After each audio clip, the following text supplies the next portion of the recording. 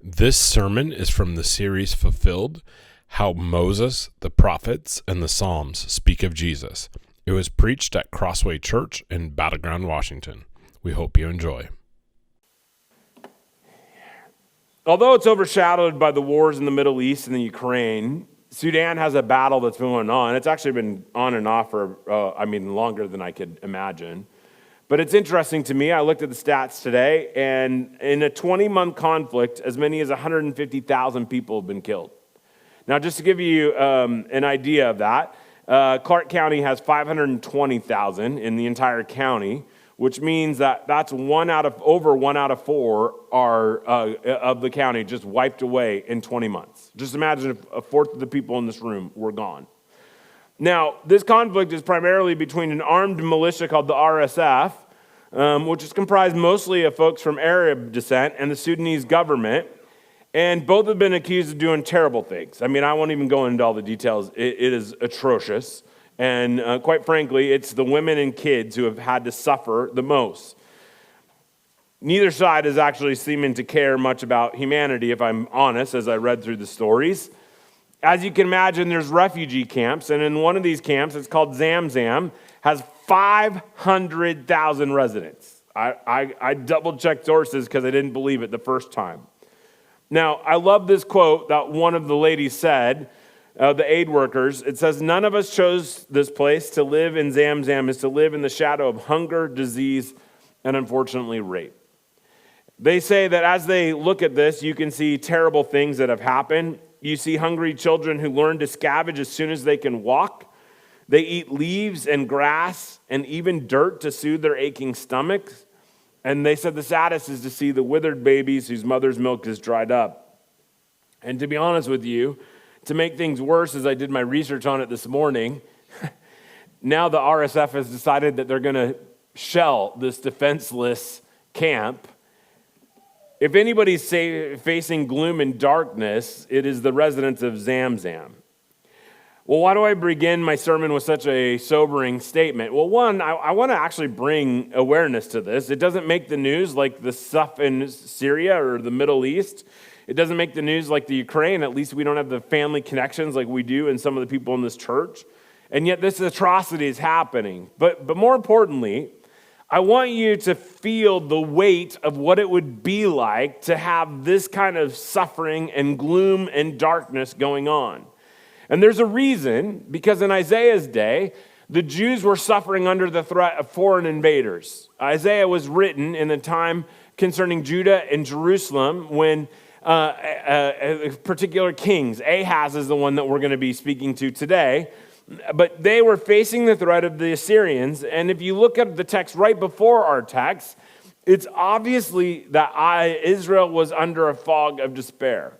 I mean, he uses words, distressed and hungry. They'll roam through the land when they are famished, and they will become enraged, and looking upward, curse their king and their God. And then they will look towards the earth and see only distress and darkness and fearful gloom, and they will be thrust into the utter darkness. Now, you and I don't face that kind of corporate gloom. We're not under attack by Canada or Mexico, but it doesn't mean that we don't face gloom in our own lives. We often can face our own fog. Maybe it is health issues going on in our family. Maybe it's relational stress and things that are happening. Maybe it's the weight of even the events of the Middle East are wearing on you, and you feel it. Maybe it's the threat of a natural disaster. Maybe it's a financial distress. You've lost your job, or your job changed, and you're worried about that. Maybe you have lost a loved one, and you feel the gloom and the darkness of this holiday season. I don't know what type of gloom you're facing in your life today, but there's many ways that we can. And if you aren't, praise Jesus. But we know that gloom can happen at any moment. And there are people in our midst who are feeling that. And so I want us to realize that these words that Isaiah speaks here gives us hope, and that's the reason why I chose it for our text. So we're going to read Isaiah 9, 1 through 7. This text we actually read in the Advent reading, but I'm going to read it again. And it's a passage that's very familiar to us, but oftentimes we just hang on the names. That's all we read. But I think there's more hope in that. And so this is the word of the Lord Isaiah 9, 1 through 7, it says this: "Nevertheless, there will be no more gloom for those who are in distress. In the past, he humbled the land of Zebulun and the land of Naphtali. But in the future, he will honor Galilee of the nations by the way of the sea beyond the Jordan. The people walking in darkness have seen a great light. On those living in the land of darkness, a light has dawned. You've enlarged the nation and increased their joy. They rejoice before you as people rejoice at harvest, as warriors rejoice when dividing plunder. For as in the day of Midian's defeat, you have shattered the yoke that burdens them, the bar across their shoulders, and the rod of the oppressor. Every warrior's boot used in battle and every garment rolled in blood will be destined for burning and will be fuel for the fire.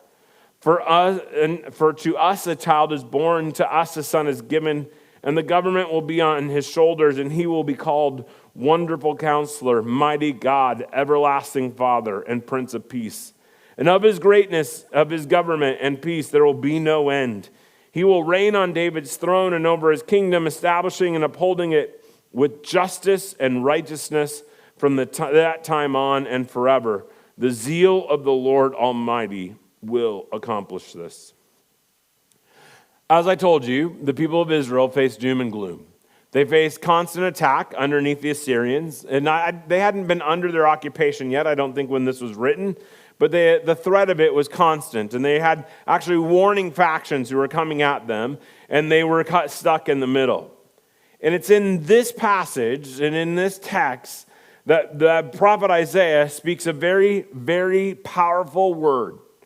He predicts that the time will come when there will be no more gloom. He says it very succinctly. Nevertheless, there will be no more gloom for those who are in distress. And he says, in the past, these lands that are facing all the threat, the land of Zebulun and the land of Naphtali, who are under the Assyrian occupation because they're in the north and facing that threat more, even though they've been humbled, he will honor Galilee among the nations. Now, we know that Jesus came from Galilee, and that's one of the ways that they were honored. We'll see later that Matthew makes it clear that Jesus is this. But I want you to see that Isaiah tells the people who are in gloom and in darkness that no matter how bad their circumstances are, that there is hope because God is going to work in their life. And what Isaiah does in this text is he uses what's called the prophetic future to describe that what this time will be like. Now, that's the reason why if you read in your Bibles, it switches, even though he's talking about the future, to the past. And the reason why he does this is because he's so confident that God's going to work in this way that he uses it as a past tense. And I want you to see how he describes this situation to the people who are in darkness. And I want you to think how awesome it would be if they were under distress to know that a better day is coming. The first thing he says is just simple, that the people walking in darkness will see a great light. One of the things I hate about the winter is the short days. I hate it when we have to go outside and feed the animals in the dark and the rain. Now, sometimes, I think I'm better than I can, and I can do it because the sun's starting to set, and there's enough light for me to figure it out. But then I forget that when you're in a building, there's not near as much light, and it's dark, and you got to find your way to the feed and do all those kind of things. And then all of a sudden, my girls appear, because usually we feed them the animals together, and they bring a light. Do you know how nice that is? It's like, yes, I can see. Isaiah says, you're living in gloom and darkness right now. And I understand that times are tough. And that darkness is a metaphor for the distress, the fog that they have, the attacks that they're facing, but also the fog of the sin in their life. And what he says is that in this darkness isn't going to win. There is going to be a great light that appears. And so have hope that no matter how dark these days are, that a light will appear. And so I want you to think of that image of when light comes, when you're in a dark spot, how exhilarating it is. He says, no matter how dark our days are today, Christ's light, when he returns again, will bring that light. He says to a people who are constantly under attack and feeling that their nation is shrinking because of it, because all these nations are coming at them. He says that the people will rejoice because the nations will be enlarged. Now, he doesn't really tell them how this light's going to come at first. I want you to see that he just gives this description of it. But think how awesome it would be when you think about these people are breathing down your neck and you don't even know if you're going to become under siege here in any moment. That Isaiah says, you know what? Your nation is going to expand and be enlarged. And to me, he says you're going to love it so much that you're going to rejoice. Rejoice as if when you bring in the harvest or when they're dividing the plunder. To me, in my mind, I have these celebrations of the Band of Brothers when the Americans freed the Dutch. Or I saw even another video this week of the Assad where they took down a statue, the biggest statue, and they celebrated it. When change happens and when there's freedom and people are in favor of it, they celebrate. And what Isaiah says is that's the future that you have awaiting you. That this occupation, that this threat that you have will be eradicated and you will be able to rejoice. He also says that they're going to be able to be rejoiced because their enemies will be defeated. He uses a text, he says, for as in the day of Midian's defeat. And in it, he refers to this miraculous story where Gideon defeats the Midian army after God whittles down his army to show that it wasn't about Midian and his might, but rather about God's might and his power. And he defeats them in Judges 6 and 7. And he tells the people that it may seem bleak, it may seem like your nation has no opportunity to fight you or you have no hope of defeating these huge enemies. But just as I acted in Gideon's days, I will act again and I will help you defeat your enemies. And so there's hope here because of that, he says. But not only will their enemies defeated, he says that you will be so full of peace and you will have no fear of war whatsoever, that all the weapons of war will be destroyed. He says every warrior's boot that was used in battle and every garment rolled in blood will be destined for burning and will be fuel for the fire. In other places in Isaiah, he says that the instruments of war will be destroyed. Think about this, how liberating this would be if you were in Sudan in that Zamzam camp and you heard this word. The war will be over. All the atrocities will be. You won't have to fear the shelling because you can go wherever you want because your place will be so expanded and peace will be that way. All the enemies that threaten you will be gone, and anything that's used at war will be destroyed. Think how powerful those words would be. This is the word that Isaiah gives the people of Israel, or Judah technically, in this time. Now, in my mind, I'd be wondering, okay, that's great, but how's it going to happen? I want to know when it's going to be instituted. When can I see this? And this is where Isaiah makes kind of a startling statement. He says that a child will bring about all of this. For unto us a child is born, to us a son is given, and the government will be on his shoulders, and he will be called Wonderful Counselor, Mighty God, Everlasting Father, and Prince of Peace. Isaiah builds the suspense. He says, hey, a better day is coming. He describes it. And then he leaves this kind of a cliffhanger, and a kid's going to accomplish it.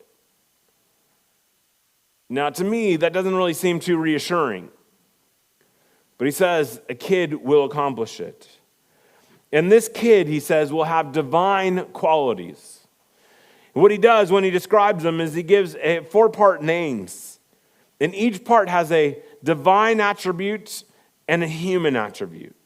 Now, you and I, in post-Christ, understand that what he was describing is the dual nature of Jesus, the divine nature and his human nature, which we see as a miracle of how it happened.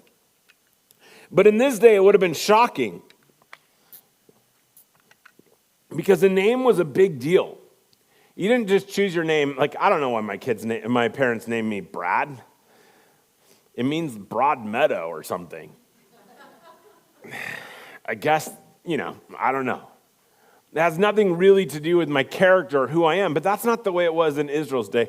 They chose a name either for family significance or because it fit them.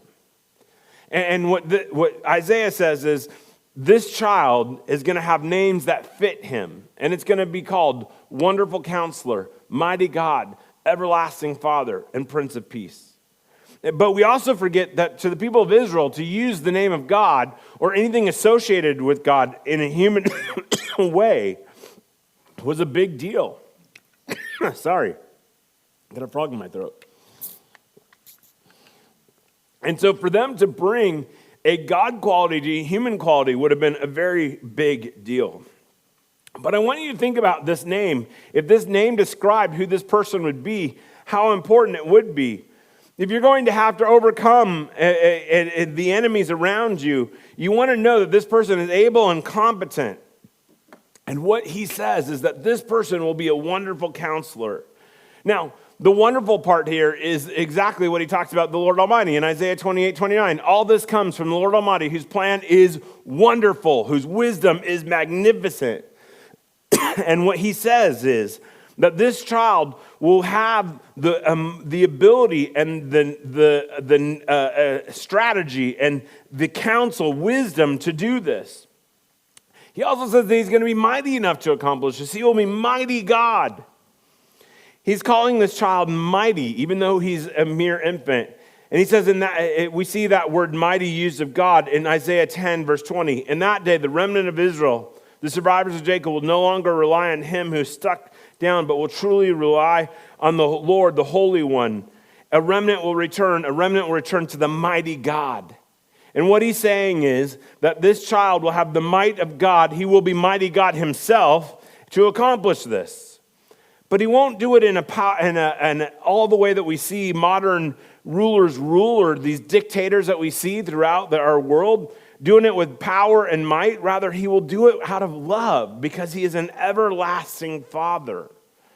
He's an everlasting Father. Now, that word everlasting, again, is used of God, but I want you to think about how that would seem. Whenever regimes change, you wonder whether it's going to be for the good of the people or not. I think that's what we're wondering in Syria. So you have one dictator, and now another one comes over. What's going to happen? Is it going to be good for the people or not? And to those people who wondered that, he speaks this word, that the person who's going to rule and reign over you is going to rule forever, but he's going to have a father-like love for you. He's going to care for you. And the last thing that he uses to describe him is that of the Prince of Peace. Now, when we think of peace, we often think of a lack of war. But peace is not just that Israel and its neighbors don't get along, or that they stop fighting, or that there's just they put up with each other. Peace in the biblical word is a complete restoration of everything. It's that you get along the way that you should. It's that you actually like each other and love each other. And he says that this ruler is going to be the mighty commander who ushers in peace. Again, think about how all these words would have a huge significance to people who are in doom and gloom. The person who is going to take over you is going to be a wonderful counselor. He has the strategy. He's going to have the might to do it. He's going to be mighty God. He's going to be an everlasting Father who cares for you, not take advantage of you. And he's going to restore things and make them peaceful. This is the hope that Isaiah gives the people of Israel. And Matthew makes it absolutely clear that Jesus fulfilled this prophecy. He quotes this passage about Jesus, and it makes it clear that Jesus is that child that we predicted. What we celebrate here is that mystery of the divine, for Jesus born of a virgin, who's human and divine, is what we celebrate, and he fulfilled this. But if we stop at just those names, then we forget the whole rest of the story. And that's what gives us hope here today. Yes, Jesus is that child, and yes, his death did restore our relationship with God, but sin and death still have an effect on us today. And so the rest of the words of Isaiah should give us hope and peace as well.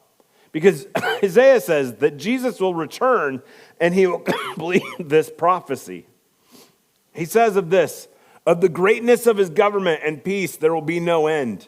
He will reign on David's throne and over his kingdom, establishing and upholding it with justice and righteousness from that time on and forever.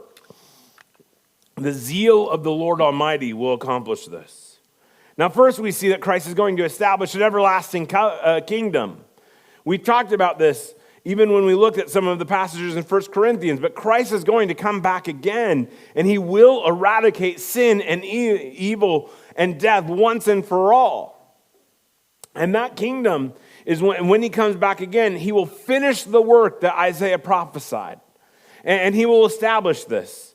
And what we said is that his work on the cross started the process, but when he comes again, sin and death will be defeated once and for all. And his resurrection from the dead is what gives us proof that he has defeated sin and death.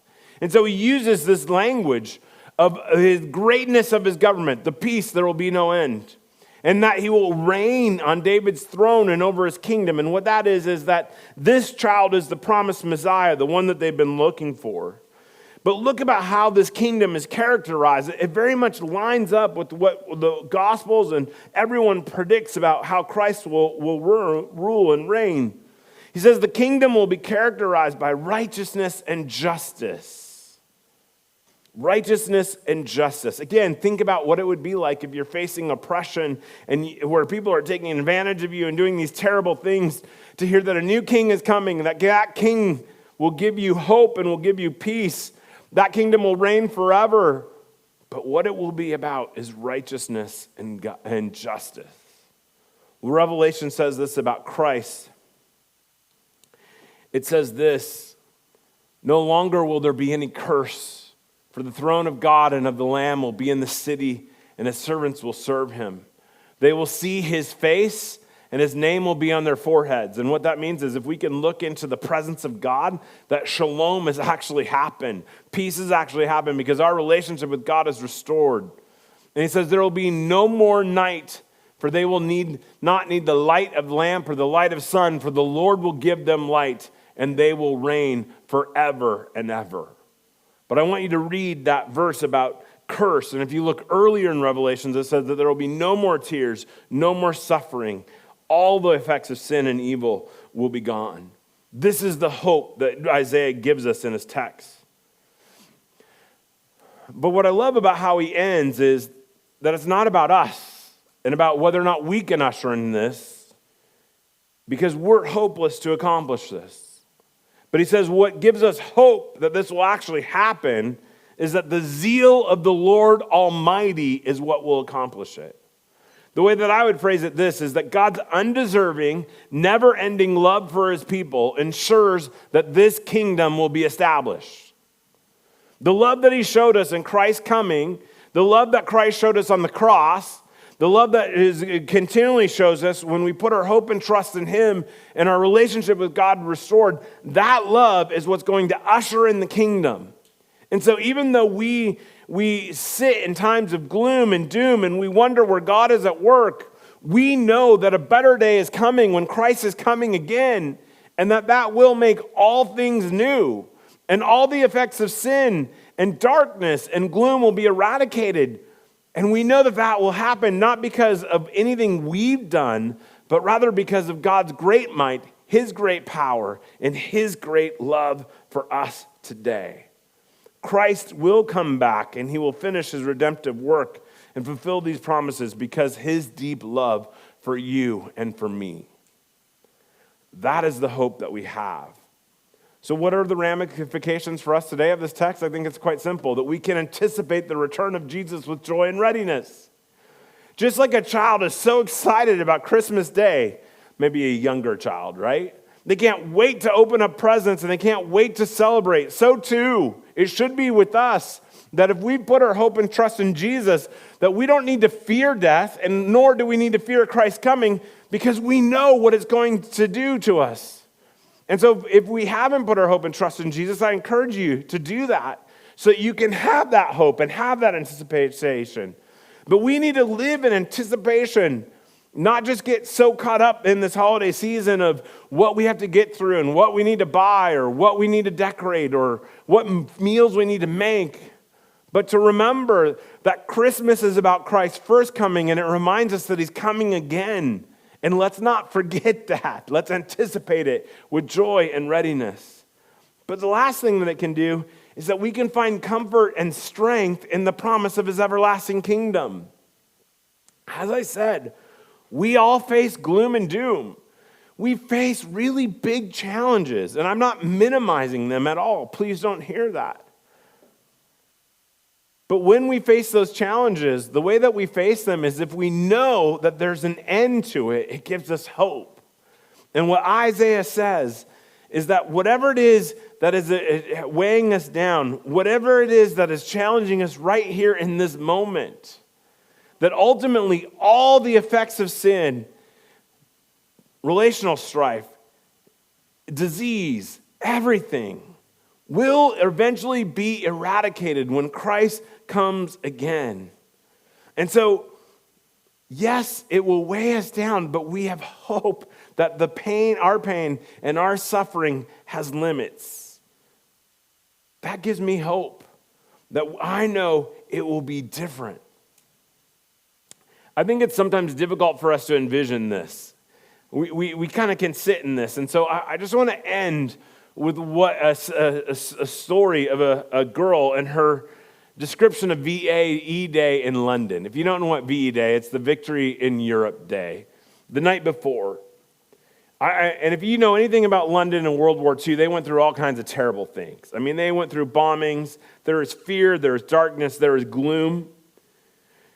But this is what she writes. She writes, VE Day was officially declared on the 8th of May, but the war in Europe was definitely over on that magic night before when London surged into life.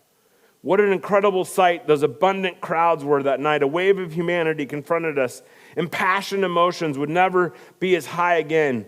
London was aflame with human exhilaration. Bonfires blazed continuously over London, and the sky was alight with the glow of victory. And this is what she writes. No more suffering and hardship. Peace had finally descended upon us, and everybody was at one with each other, regardless of race, creed, or status. Survival and freedom were all that mattered. We'd waited so very long for this, and in our wildest dreams had never envisioned a night like this. Thousands of people were crowding in front of Buckingham Palace, all waving flags and singing. They sang their hearts out. London was deafened once again, not from the bombs and artillery fire, but by the depths of human feeling in utter relief that their beloved city of London, which had endured so much, was free. Dear old London, this was its finest hour. Fireworks streaked through the sky instead of searchlights and bombers. The pent-up spirits of the long, weary war burst out, and the whole of London was ablaze with celebration. No more suffering, peace at last. Survival were all that mattered. London was submerged in jubilation and screams of relief from humanity. People climbed on anything they could, statues, buildings, cars, and every lamppost was scaled. Noisy dustbin lids were banged, and the hysteric crowds were totally beyond any order. Nothing mattered, only freedom. The ultimate heights of pent-up human emotions were as they had never been and probably will ever be again. In this life, we will feel despair. We will face gloom, and we will feel like we have lost every shred of hope. But if we are Christians, Isaiah's words in this passage speak to us today. They tell us that we will feel a joy greater than any victory celebration that London experienced when it was liberated. Isaiah's words tell us that Christ is coming back, and we will celebrate because our gloom has been removed. We will celebrate because shalom, peace, has been restored. And we will celebrate because the deep love of God that God has for us will accomplish everything that Isaiah has stated and more. Let's pray. You have just watched a sermon from Crossway Church in Battleground, Washington. We hope that you enjoyed it, and we'd love to have you come join us for a worship service on Sunday at 10 a.m. at 311 North Parkway Avenue in Battleground, Washington. If you'd like to find more information about us online, you can find it at crosswaychurchwa.com.